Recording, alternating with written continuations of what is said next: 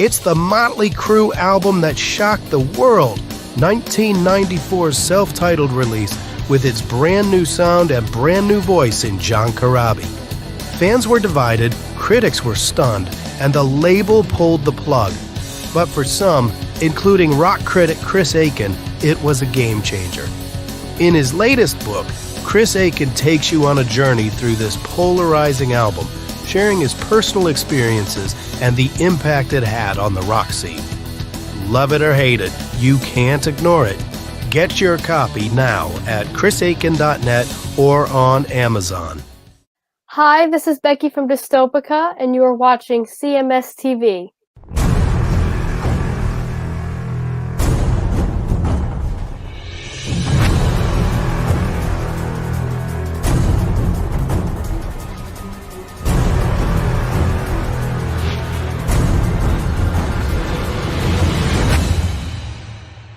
From their Mechanical Resonance release, that's Tesla with Modern Day Cowboy going out by request to Shelly Rocks. Just before that, we heard Scorpions with Bad Boys, that one going out by request to Sal. And then we heard Sister Sin there with the Fight Song, that one going out by request to Cole Robot. So getting in your requests before we get into the meat of the show. Dude, how cool, how great is Scorpions, even though we always seem to forget them? They're one of the least played bands on this show of the really popular ones. But man, every time you play something, you can't help but go, yeah, that's really fucking good. Yeah, they're a great band, man. And they are. At their advanced stage, they still put on an amazing show. Sure. So, yeah, they're great. I'm just always amazed every time I hear them. And like even in my own personal playing, I don't know if you do this too, but it's a band I don't go to often. Yeah, I get that. You know, and I don't know why, because every time I listen to them, I love them up till the, you know, the one really bad record. But that's like even that's like the only misstep that they ever really did. Even the ones more recently are okay. Yeah. Yeah, just Eye to Eye is like the only really bad one. You know, some of them are a little cheesier than others, but they're still listenable. Sure they are. You know, like Eat the Heat and stuff like that. Those are listenable, not terrible. Yep. Scorpions is definitely ear candy for sure. They are, but yet we don't overeat them. Right.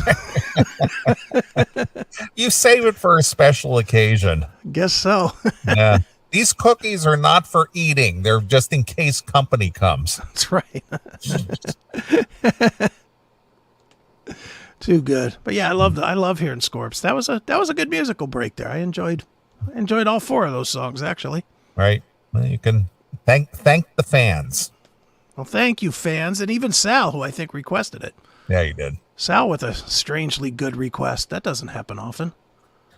Well, do you want to take a call before we get rolling here? Hey, go for it. All right. Hail and kill, caller. You're on the air.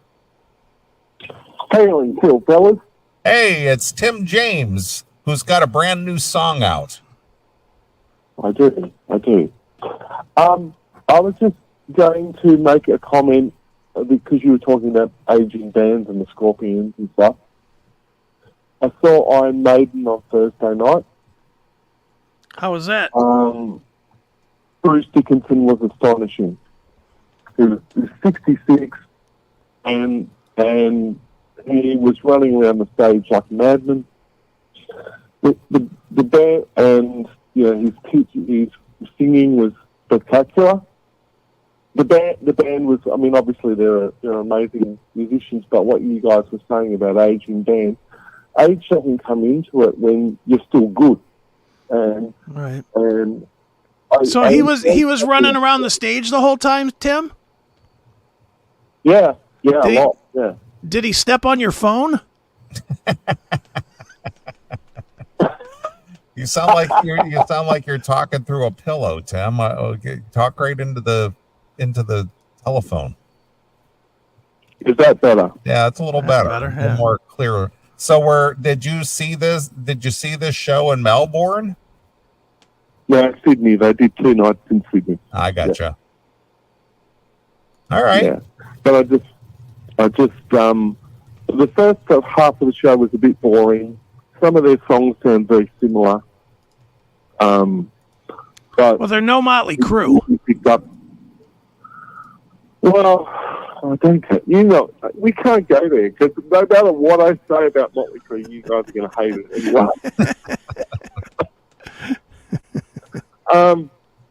But anyway, it was just good. You know, your fellow countryman George, otherwise known as Brian, he said he went to the show in Melbourne. And he said that it was a great show. He just didn't like the fact that they played 5 new songs. Is that true? Did they play 5 new songs when you saw them? Yeah, they did. Yep. I'm not a huge fan of the Senjutsu record. I think their songs have gotten too long. But you know, you've got to give them credit for standing behind their music, at least, you know. And I mean, I went because they were playing 5 songs from Somewhere in Time and all that stuff. That was pretty cool. And it was a pretty cool show, you know. Right, definitely. So, Tim, are you going to come on this show next week, like, with a real microphone and actually promote your song? Well, I can. If you wish me to, that would be a privilege, yes. All right, then I think we'll make that happen, because we definitely want to promote that song. Yeah, it's actually a really good song. Yeah, well, so far people have been responding to it pretty favourably. So, and you know, the promotion just goes on, and there's some other things that are happening that I'll come on and talk about too. Well, all right, it's definitely not a leftover track from Junk Punch. That's for sure. I'm working on Junk Punch 2 now. All right, Tim, now beat it. Okay. Hail and kill. Hail and kill. All right, goes Tim. There we go. Yeah, that song is really good. It is really good. It's really catchy. Very well done. Mm-hmm. Well done. And you know we wanted to smash it, so. Well, again, I think he learned his lesson from the beating that we gave Junk Punch. Yeah, probably. And it was just like, yeah, I'll never do that again. I'll take the time and do the right things and get some good production and, you know, so on and so forth. And granted, there was some help and collaboration along the way with this new stuff. It wasn't all self-produced, whatever. But sometimes that's what happens. That's what a Diane Warren or a Desmond Child, or that's what those people do. That's how they made their living. You know, they punched up some songs that probably we never would have heard of unless it was had the help of making things better. That's right. So that is correct, sir. Yeah. All right, so you want to get into this Jane's Addiction thing? Yeah, we can. Sure. All right. I'll read a little write-up about this here real quick. Okay. Do you have the video? I'll find it real quick. All right. If you don't, I can send it to you. But been caught sparring. Yeah. A concert by the reunited Jane's Addiction in Boston came to a sudden end Friday night when a clearly enraged Perry Farrell threw a punch at guitarist Dave Navarro and was restrained by crew members, still appearing physically agitated as he was hustled off the stage. Multiple audience members shared their dramatic video of the altercation after the gig ended in a calamity.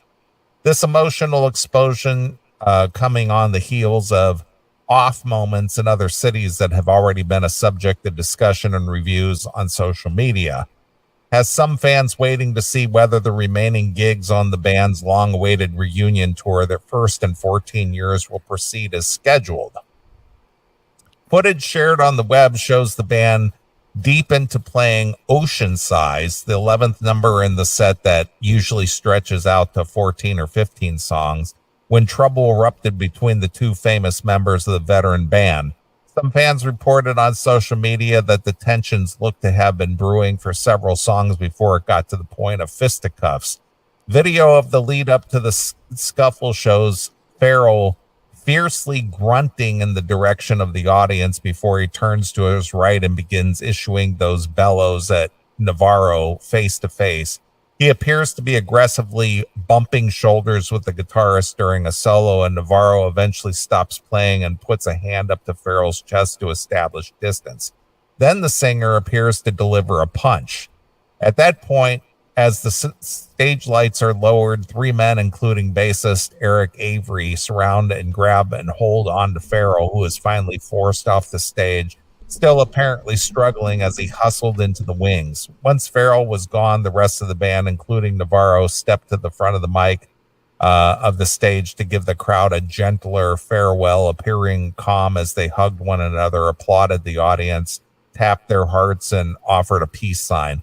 The altercation immediately blew up on social media with no shortage of jokes, including countless Oasis comparisons, along with the more serious concerns expressed for the well-being of the band members involved. "I was there," tweeted one ex-member. "The crowd was bemused, half pissed the show ended early, and half excited. We may have seen the last Chains however." Why would that be exciting? Because they were there, man. Okay, I don't find that to be exciting. It's just I got that concert ticket. If I was there and I was a big fan of the band, I'd be kind of like, what the fuck, dude? I paid a lot of money to be here, and this is what you give me? You guys get your shit together. Yeah. Jane's Addiction broke up before Oasis. Oh my God, came a typical tweet from a user. On Setlist FM, the notation section of the Boston show offered ironic juxtaposition of trivia about the gig, reading, "Note, Stephen Perkins' drum kit was outfitted with balloons in celebration of his birthday. The set ended early after Perry Farrell punched Dave Navarro." Press representatives for Jane's Addiction and the tour promoter Live Nation could not immediately be reached for comment. Chatter had already circulated on social media about the Jane's Addiction shows earlier in the week in New York City, held at Rooftop at Pier 51. At the first two concerts there, Farrell admitted to the audience he was not in great vocal shape, reportedly saying, "Ladies and gentlemen, I have to be honest with you. Something's wrong with my voice. I just can't get the notes out all of a sudden." The next day, bandmate Eric Avery posted to Instagram, "Looking forward to getting another crack at the spectacular Rooftop venue tonight. I'm optimistic we will be better."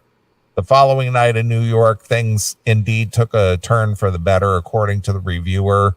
"I had seen the reports of Farrell's condition on Tuesday, so I had trepidation as Jane's Addiction came on. All my fears quickly eased away as my first Jane's Addiction experience was a great one. Farrell sang well, Perkins crushed it behind the kit, Navarro shredded, and Avery anchored the band with his steady work on bass. Some of Farrell's stories were engaging, and others rambled as he chugged from a bottle of wine." He also was fixated on a device that I imagine was supposed to add effects to his voice, but it didn't have much impact to my ears. However, when it came to singing the songs, Farrell nailed most of them. Ironically, in light of what has since transpired, the singer halted a beef at the band's second New York show. Farrell actually stopped the latter tune after he spotted a fight in the audience.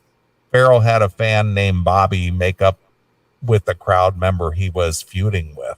Okay. There's a lot of text in here that's useless. Yeah, I guess. Jane's Addiction first tour in 15 years is co-headlining one with another beloved 90s group, Love and Rockets. Love and Rockets, are you kidding me? Friday night's fateful Boston show came about 20 dates into the group's dual tour itinerary with 15 left to go. As of this writing, the tour is still scheduled to continue and wrap up on October 16th in LA's YouTube Theater, returning to where the group already successfully performed once near the beginning of the outing in mid-August. Great. Okay. Yeah, here it is. Know it. Here we go.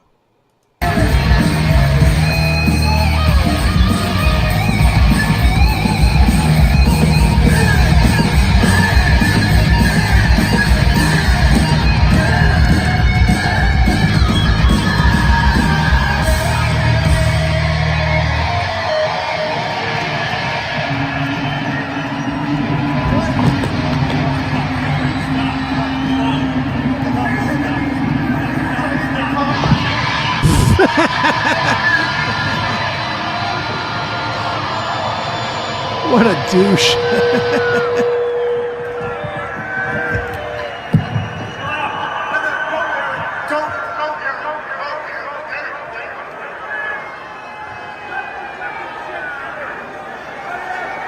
I say let him fight.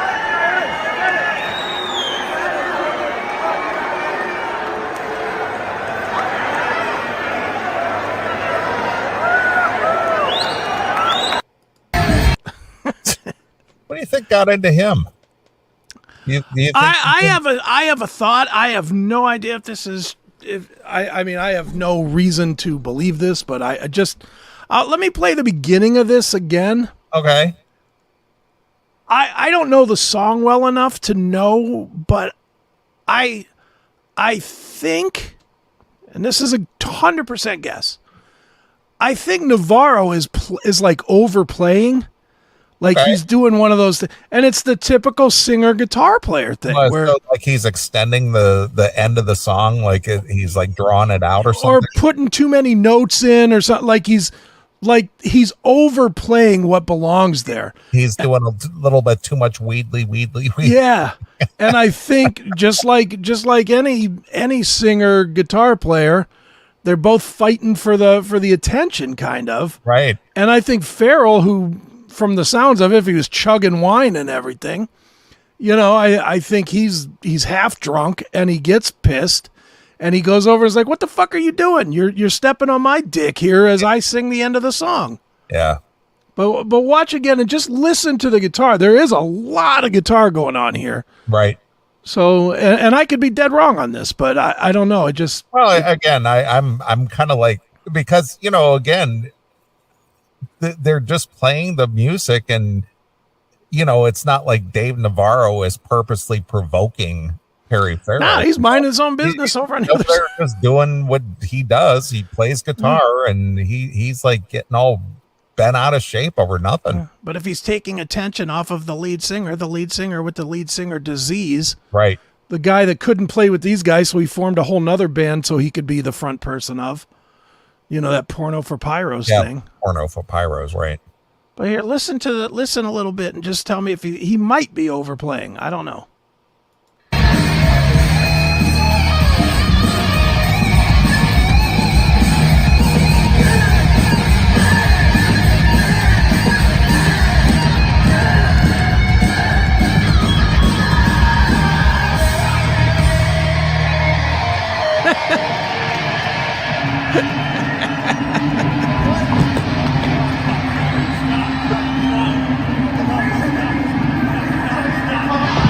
Is he overplaying? Yeah, well, it almost looked like he said "knock it off." Maybe. Like when he walked up there and shoulder bumped him, it looked like he said "knock it off." Let's see. Oh yeah, a little back, a little further.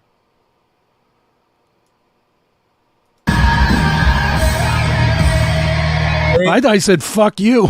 Oh, I don't know. He may have said that. I couldn't tell, but it sounded like he sounded "knock it off." Fuego says it sounds pretty much like the song is. And somebody said that he was playing too loud or something.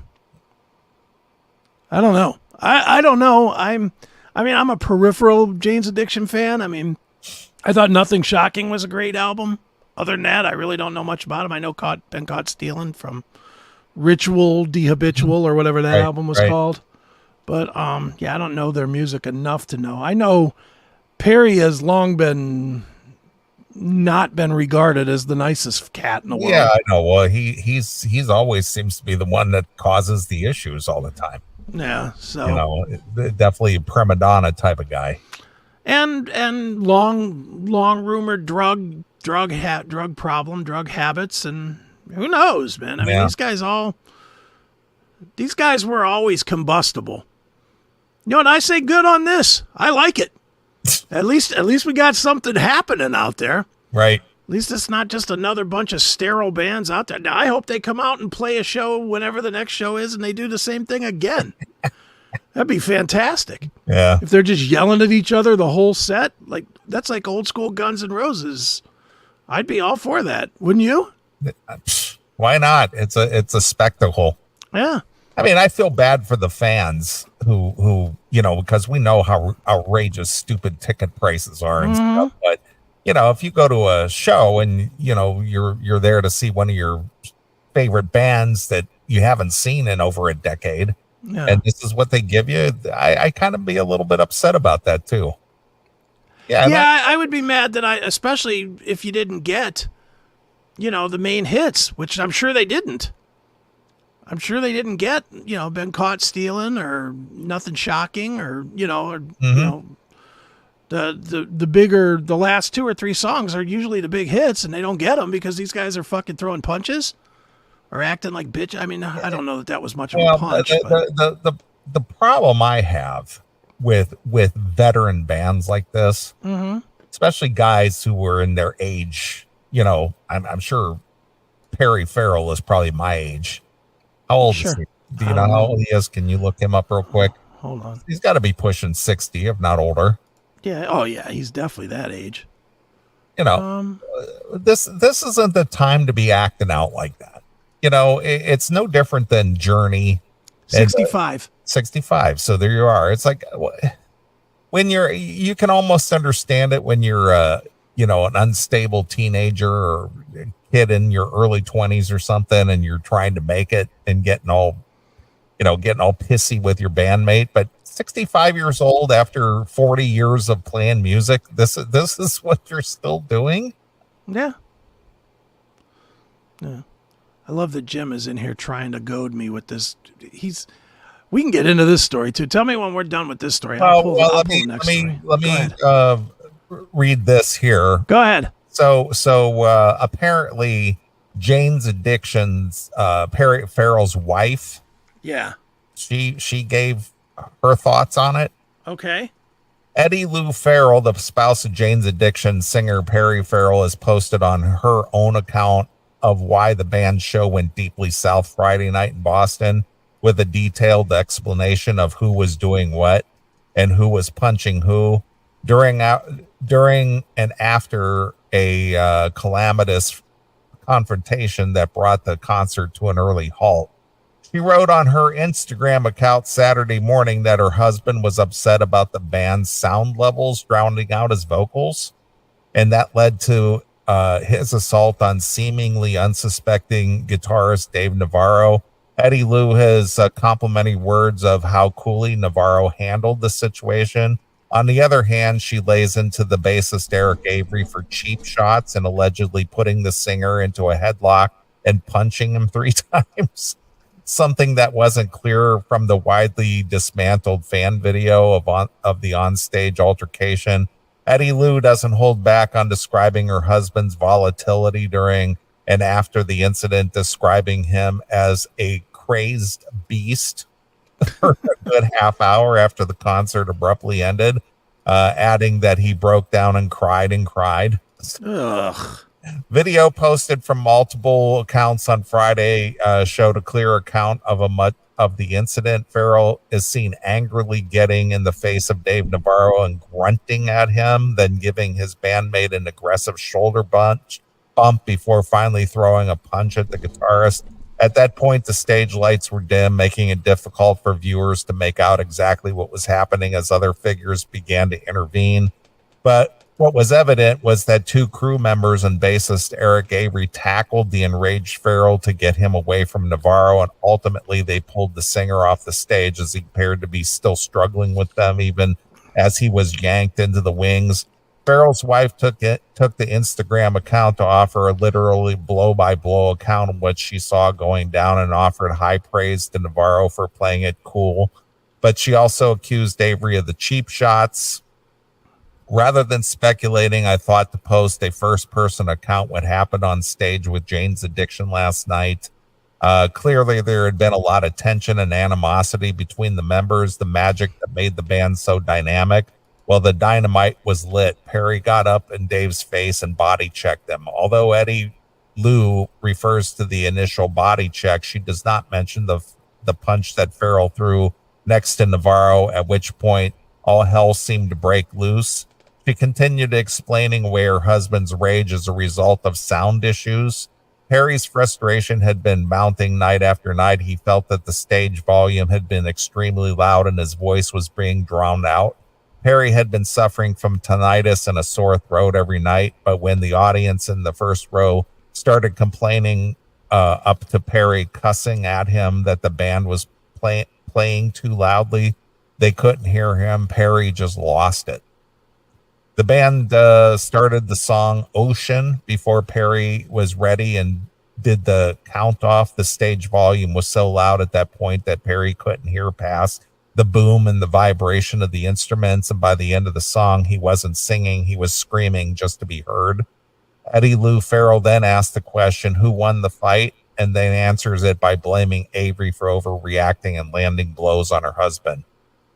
Why Eric Avery, of course, she writes, is less than complimentary fashion. While Dave was keeping Perry at arm's length to de-escalate the situation, Dan rushed over to de-escalate as well by holding Perry back. Dave walked away to take his guitar off.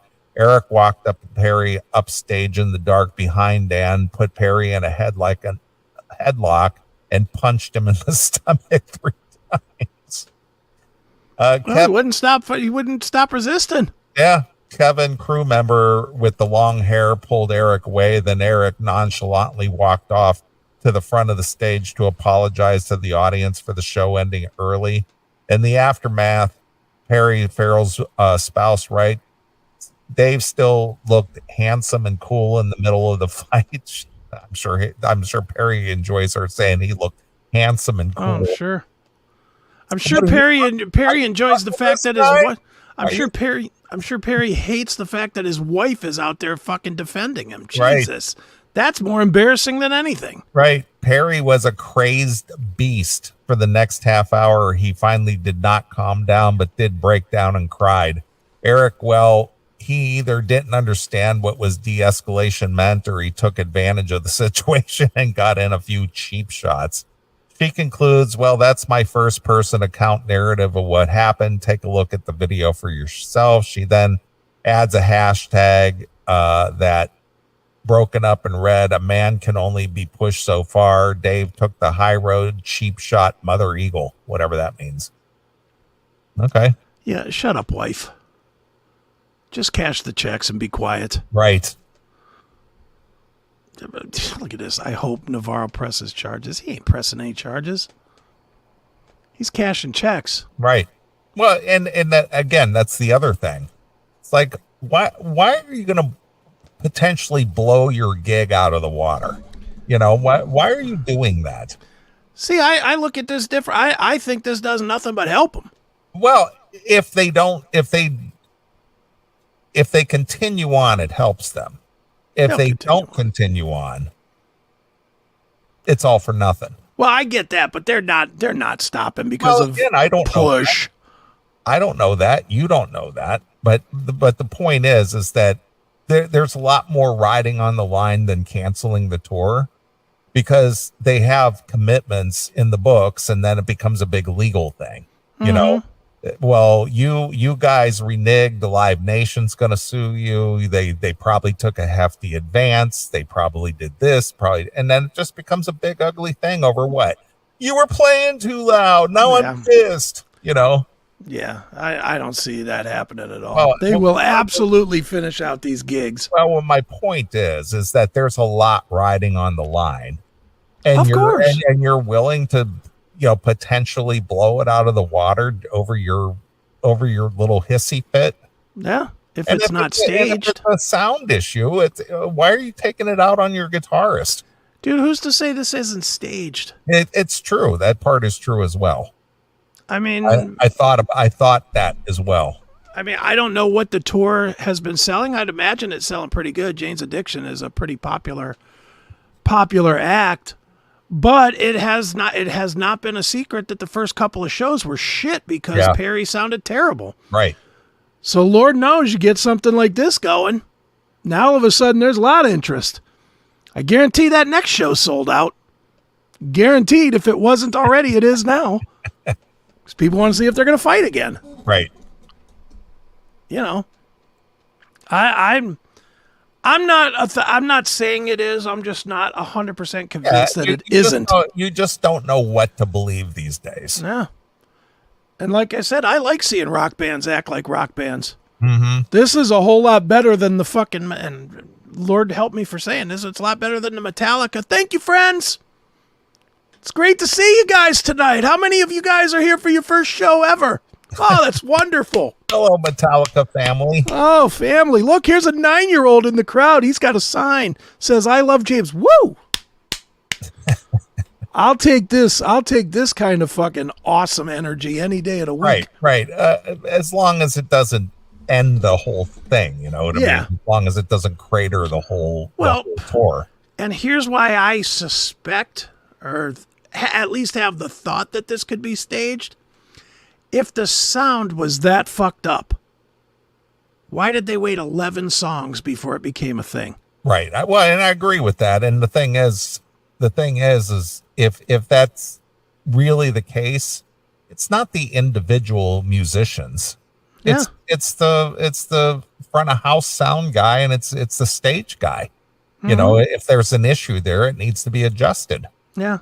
But again, if he's drunk or whatever on stage, he's not thinking 100% straight either. You know, so I mean, who knows? I don't know. And I don't know the band well enough to know, like, to really talk confidently about them. I mean, I've seen them once, I think, maybe twice.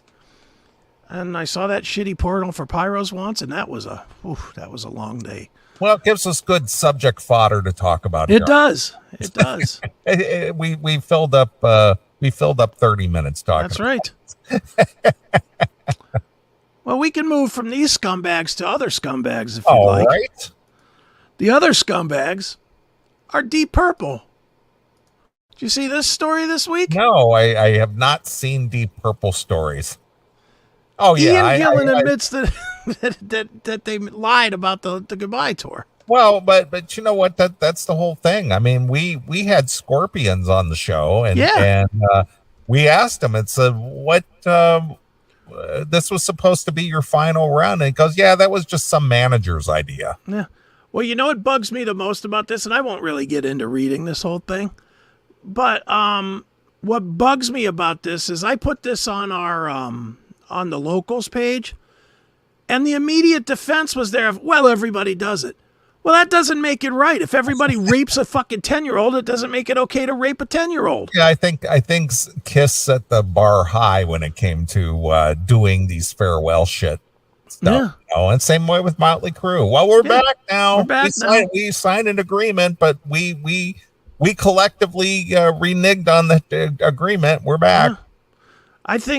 I personally feel like you got to hold all these guys accountable for this shit. I'll respect Phil Mogg till the end of time, and I'm not a huge UFO guy, but he's out there right now. He's promoting his Mogg's Hotel or Motel or whatever it's called record, and people are asking him about UFO reunions, of course, and he's saying, nah, not gonna happen. That's the end. I don't want to fuck the fans that paid money to come and travel to see us. Right. And is there anybody left in UFO? Well, they're broke up, so I mean, it's like key members. Well, there's that last lineup. People were digging that last lineup. Yeah, but they're not like notable members. No. I mean, it's not like they're having Michael Schenker return to the band or something like that. I'm just talking about, like, people who matter. Well, yeah, I agree with that, but at the same time, he could still do it. He could do it with just him. Well, true, but again, this goes back to the whole band versus brand. I mean, Phil Mogg is out there touring. Could he call it UFO? I would imagine he could. It's as UFO as anybody else could be. Yeah. So, but what's in a name? Is it just recognizability? Yeah. I'm going to go see UFO. Yeah, I guess it's. I don't know. It's only in the it's in the ticket price. If Phil Mogg goes out as Mogg's Motel, it's probably $20 ticket. If he goes out as UFO, it's probably a $50 ticket. Yeah, right. Pete Way is dead. Yeah, and Chapman died. He's dead. And didn't the drummer die too? Yeah, I think everybody in the band is dead aside from Phil Mogg. Yeah. And again, so what's in a name? Yeah, nothing. I mean, it doesn't matter. Just brand recognizability. Is that it? Yeah, well, I mean, it's kind of the same with this Deep Purple. You don't have Blackmore, as much as we like to goof on Blackmore. You don't have Blackmore in the band. You don't even have the guy that replaced Blackmore in the band. You got the replacement of the replacement. Right. So, this is 6 degrees of separation away from what was Deep Purple. I just find it shitty that these guys are just so comfortable to say, yeah, we fucked you. We took your money, but we're going to keep taking your money. Yeah, it's just a joke. It's just a joke. Oh, you traveled from fucking England to New York City to see the last show? You stupid motherfucker. We took your money too. Yeah. We were only kidding. It's just funny. It's like it's embarrassing to me that anybody would accept that from any band. Any band. I don't care who it is. If they say that they're done and people traveled like Motley Crue, you know Corey Roddick, right? Yes, of course. Corey traveled to LA or whatever to see that last Motley Crue show. Booked hotel rooms, flights, everything to go and see the last shows. And then they show back up, 5 years later? We're back. Later. Yep. You spent $3,000 to give yourself that weekend, but that ticket that you have is just another gig on the wall. It's just pathetic. Yeah, they weren't even gone as long as Jane's Addiction was gone. No. They weren't gone as long as most bands take in between making albums now. Really? I mean, most bands take 4 or 5 years making albums. Yeah, because it's not. There's no reason to make an album anymore. Exactly. But yeah, this is Ian Gillan saying, "Oh yeah, whatever. It's just a joke.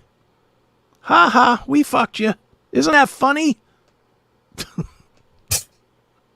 And guys like Jim, it's fine. As long as they're just on the long goodbye tour, it's just a very long goodbye. See? Ugh. Just accepting because they liked fucking a couple of songs. It's lame. Lame. Speaking of lame and Motley Crue, did you see that they're doing like club shows this weekend? Like they're doing the old LA scene club shows? No, Motley's doing that? Yes, at the Whiskey. Like the Whiskey and stuff. Yeah. Let me find it real quick. This is where it all began. Yeah, and the tickets are $19.81. I think John 5 is out there doing solo shows. Of course he is. You don't think they're giving him full Motley money, do you? No, of course not. But it's just interesting that, he's quote unquote a member of Motley, but yet he's out there doing solo gigs, kind of like Vince Neil doing. Yeah, which means that all the hired help don't get paid in that band. That's not. That's really what that says, is that the hired help do not make enough money in Motley Crue to just live off of the Crue, apparently. Here it is. Motley Crue announces tour of iconic LA clubs in October. Playing the Troubadour, the Roxy, and the Whiskey. All right. Here's I don't have a problem with this. This is fine. I guess it's fun. I guess if you're an old school head, it'd be fun to be there and say, yeah, man, I was at the Whiskey in 1981 and I'm here again now.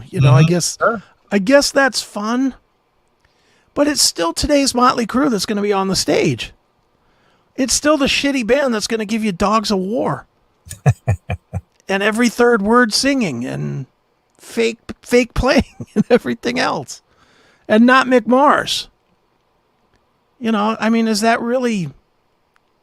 that worth the hassle of going to, standing in line to get tickets and all this shit? Yeah. And those clubs don't hold very many people. Those clubs only hold like 300 to 400 each. Yeah.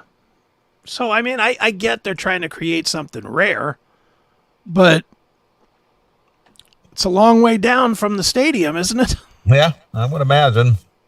And I'm thinking that they ain't selling stadium numbers anymore. No. But they only sold stadium numbers because they had all the support package, yeah. They couldn't do it on their own. No, not at all. They couldn't even do arenas on their own. Yeah. A full arena. Yeah. I mean, you are a nostalgia guy way more than me. Right. To me, I looked at this and was like, ugh, what a lame attempt to get attention. You know, that's how I perceived this. Well, again, you as a nostalgia guy, though, would you go to this if you lived in L.A.? No. If you lived in L.A.? Nah. No? Nah, not really. I'm not that big of a Motley fan. I mean, I've seen them, obviously. I mean, I've gone to probably a half a dozen Motley shows over the years, but is this something I would clamor to get a ticket for? No. If it was a band that you were a fan of back in the day, though. Just If it was, I don't know, original lineup Rat. Maybe. What's left of original lineup Rat. Well, yeah. If it was the 4 of the 5 members, you know, and you know, sure, I would do that. Sure. If you live, what about from where you live now? No, you wouldn't travel for it. But if you lived in L.A., you'd. Yeah, would you go stand out in line to get tickets? No, I wouldn't do that. Because they're saying that I think they're only selling tickets in person. Like you have to go and get them at the box office. Actually, the venue is actually providing the tickets. It's not like through Ticketmaster or Live Nation or some shit. And I think it's all just for positioning. They want to have the pictures of people standing in line to see the Crew, man. Right. You know, I don't know. To me, this has no appeal. But to you know, guys like you that are more nostalgia interested, maybe, I guess. Yeah, I mean, obviously I flew to LA and went to the Stephen Piercy pandemic show. Right. That he did. But that's just because of the That's because you're friends with them, yeah. You know, and Eric and, you know, Steven and everything. So sure. You know, but for this, not really. That's what I'm saying. For me, I don't get it. I'm sure I mean, obviously it's going to sell out. It's only 1,000 tickets for 3 days. Yeah, it's not very many. You know, I mean, that should sell. If that doesn't sell out, then they got a bigger problem than just lack of interest. But right. I don't know. It just seems, I don't know, pathetic in a way. Well, they did that on that Dr. Feelgood tour. They actually made that video with Sam Kinison driving the Motley Mobile and dropping them off at the Whiskey. This is where it all began. You think maybe they're doing that so that they could film their canceled video at these little clubs? I'll bet they are. I'll bet anything they are. That's probably what it is. It's an opportunity to shoot video at a iconic club. Yeah. You know, get the exterior shots and Motley up on the marquee and the fans standing in line. Right. Again, it's, as you mentioned, it's kind of the whole nostalgia thing. You know, trying to throw some nostalgia spin on maybe a new music video or something. Right. Somebody said that the line is already pictured on their Instagram. I don't know if I'm allowed on their Instagram or not. You got the boot, man. But I think I got the boot from Nikki's, and I think it was Twitter, wasn't it? Yeah. Yeah, you got blocked on Twitter. Yeah. Is this it? Oh, nothing's clicking. What the fuck? Close. I gotta sign in. God, I fucking hate Instagram. Why do people use this fucking shitty program? So lame. Well, I don't use it. I know, but of all, I'm just talking about just of all of the platforms, this is the worst. Oh no, this is 1989. I don't see what he's saying about the line. All right, never mind. Yeah. Why am I reading the chat room? It's a moot point. Who gives a shit? Yeah. You know. Well, there you go. Motley is playing some gigs. Are you not excited? Trying to think if there's anything else. Oh, I got one more thing. Unless you got something. Yeah, I mean, we got Dave Grohl's Baby. Well, that's going to take a while. Oh, is it? Okay. That's gonna lead into a little more stuff there. Oh, okay. So you obviously have definite thoughts. Oh, I definitely have thoughts about Dave Grohl. Right. How about this? We talk about AI all the time. Yeah. And Jackal, you might as well check out now because you're not going to like this segment. But the one question that we have had over and over is, would people listen to AI-generated new music from a band? You mean a band that actually exists? A band that exists. Well, let's take Motley, for example. We're pretty sure that Dogs of War song is. That's not what I mean, because they're involved in it. Oh, okay. I'm talking about, let's say, well, I'll use the example that I'm going to use, Metallica. Okay. I have right here a collection of new Metallica songs created by AI that have nothing to do with Metallica except for and I know that we've played some of these things where these are original songs. I know we did this with saying that this is a new song by such and such a band and it's an original song, but it's not the band, but it sounds like it's the band. Well, this is songs that are some fan wrote, and then some fan took the drums and the guitars and Hetfield's voice and everything else and generated an EP. Right. And I ain't gonna lie, they're not awful. Well, we did this. We did a similar thing before to where they were generating songs that this is a new Iron Maiden song. Right. And it was just some fan fucking around with, generating a new song by, such and such a band.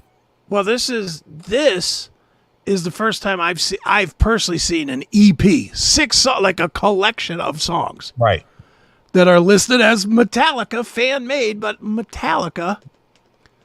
And I'm just like, and this is on the heels of, there was also some guy that posted like 53 original songs on Spotify that he did with AI and then got arrested for stealing like $1 million worth of royalty money or something. Yeah, this shit is really quickly developing into something. So do you want to hear a couple of these songs from Metallica? Why not? So check this out. This one is called More Than Just Fear. So it's Metallica, sort of.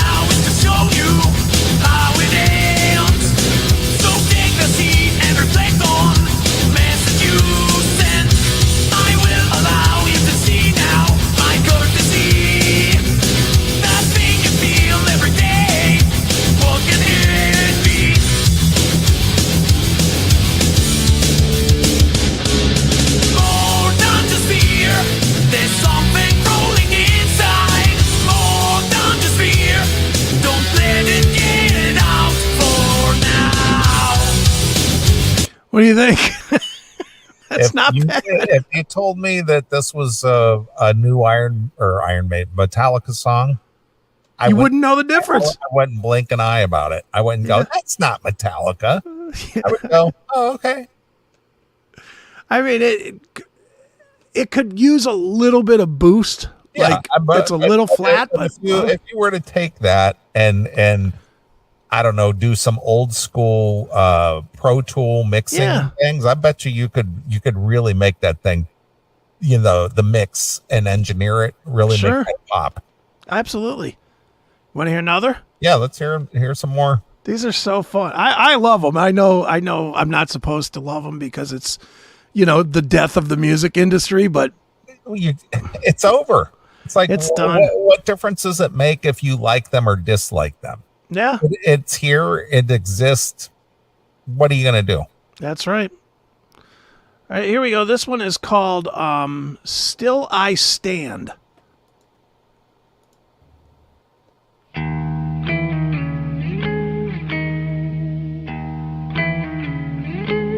Kurt Hammett guitar, man. Huh? I know that's him. I know that's Kurt Hammett. I don't know. It's got the feel, man. I Yeah. can tell. It's his riffs. I can tell right away. Right? He's got that unmistakable sound to his guitar, man. Yeah, unmistakable. Unmistakable. Some fan loaded it into an AI generator.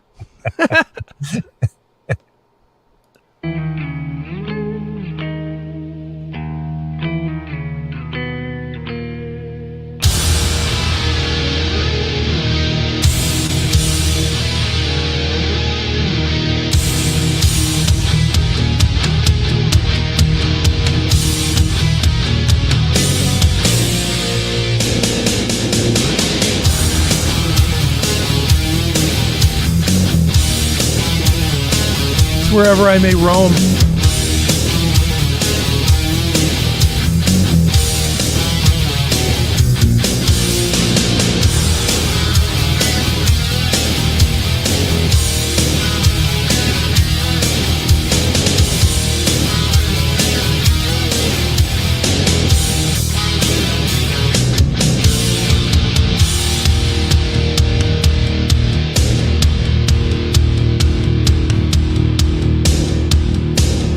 In the still, Onstage night, shadows whisper my name.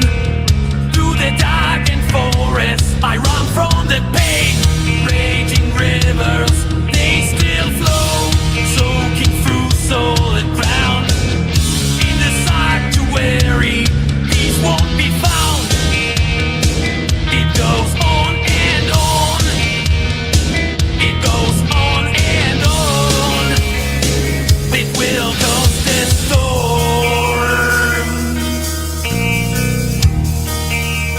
Yeah, this one's not so good, but No, but if you told me that this was like a unreleased or bonus track from the Black album, yeah, you'd believe it. I wouldn't even bat an eye. Yeah. Like, yeah, okay, cool. I can see why it wasn't released, but it's kind of cool to hear the throwaway track, Sure. but it definitely is like a combination of Wherever I May Roam and Enter Sandman. Oh yeah. I mean, it's not awful, but this is the best track on this. Of the 6 tracks, this Endless Dance is great. This is better than a lot of the songs that they've put out. This one, I would love to hear this one with better production, because this one sounds better than pretty much anything Metallica has done in the last 20 years or so. So check this out.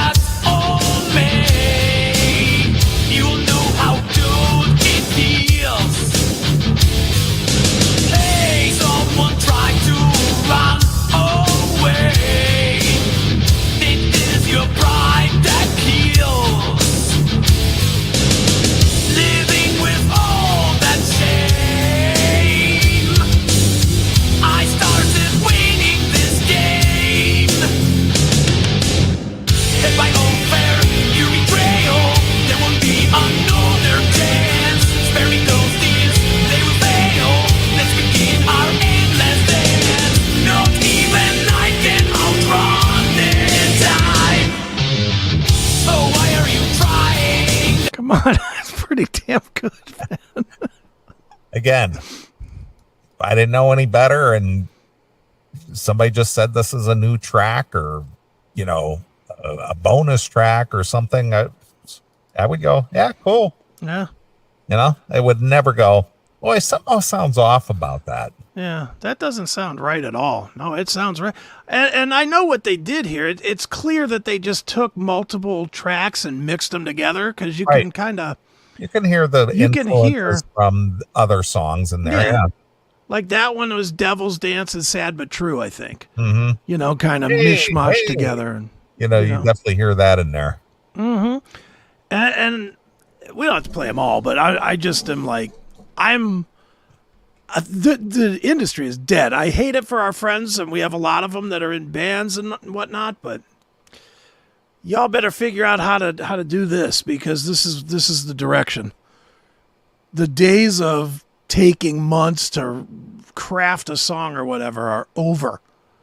It is done. Yeah, especially since AI knocks that out in 40 seconds. Yeah, I mean, this whole album probably took, 10 minutes?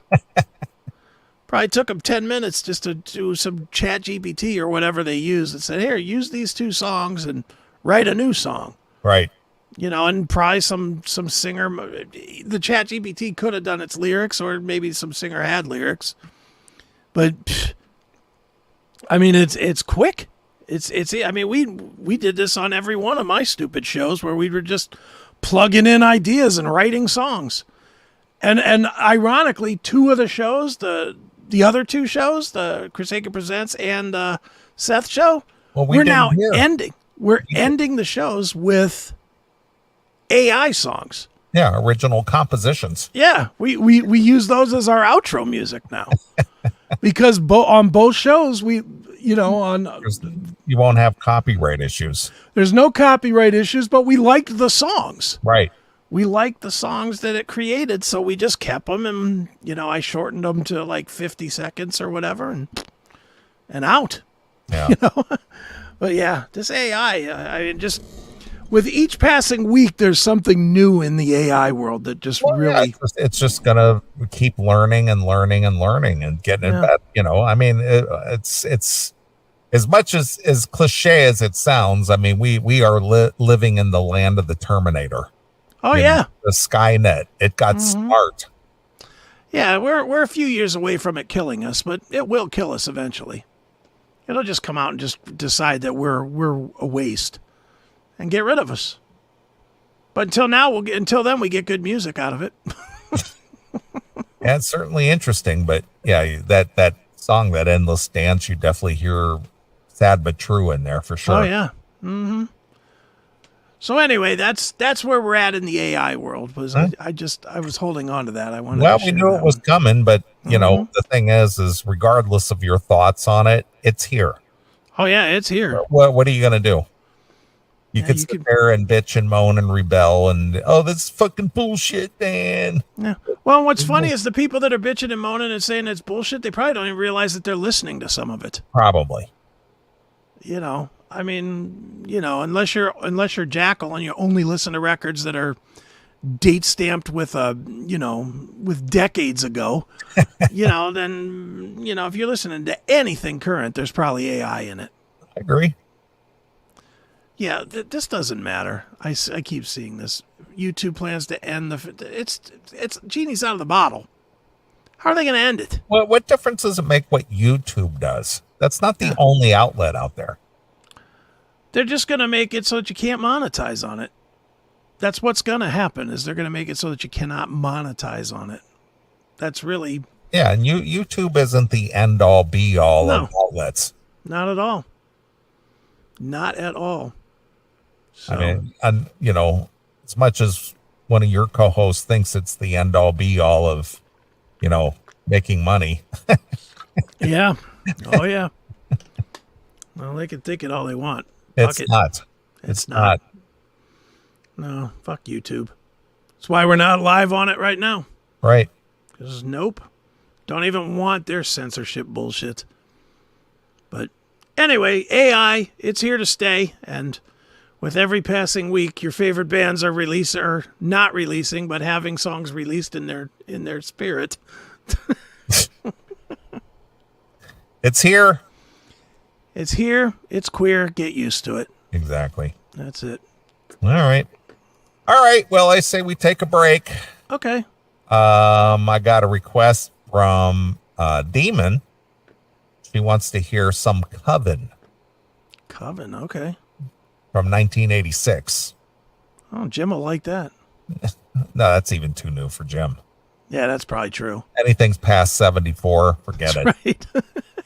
Forget it. It's true. But anyway, Demon wants to hear Coven with Iron Dick. Okay. So here it is. It's Coven exclusively here. On your clap.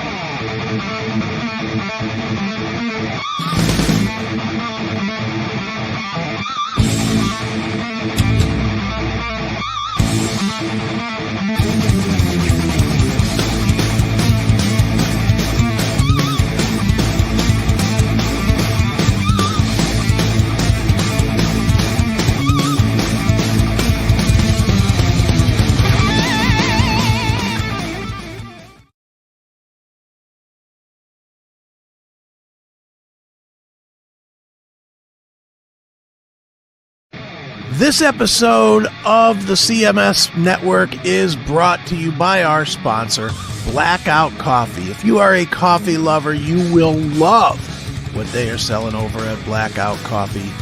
Make sure you get yourself some. The only thing woke about this company is the drinker of the coffee, because it gives you quite a jolt. I am a personal fan of the Brutal Awakening Dark Roast, but everybody's a little bit different. Make sure you get what is your favorite today. Go to blackoutcoffee.com. Use the promo code CHRIA20 to save 20% on your first order. It's that simple.